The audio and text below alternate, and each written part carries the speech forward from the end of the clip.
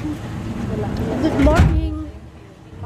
Amin ko pag birthday ko may cake na, may regalo. O, di ba may pera pa, may mga ano pa, at diba May cake pa, may happy birthday at pakasta. Sa birthday ko, mayroon naman surprise talaga nila. Bigyan ako ng 200. Ayan na lang yun, yes, wala.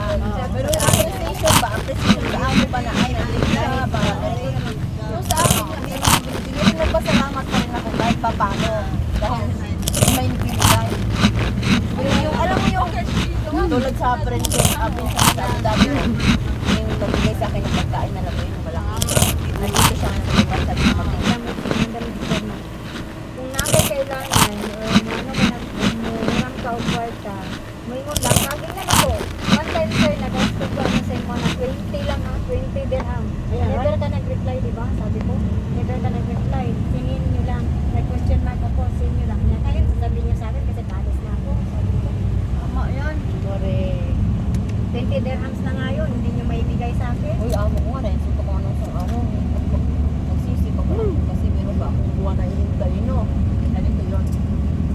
Sabi niya kasi sa akin, kung ano daw gusto kong kainin, sabihin ko daw sa kanya, isulat ko daw. Ito na, sabi ko, since na nandito ako, wala kang sinabi sa akin na kung anong gusto mong kainin at bibilhin ko. Ganun. Dahil mo na mag-3K yung sahod. Pero kami na mag-isa ko, kasi pag mo yung 10K, di ko. Hi po.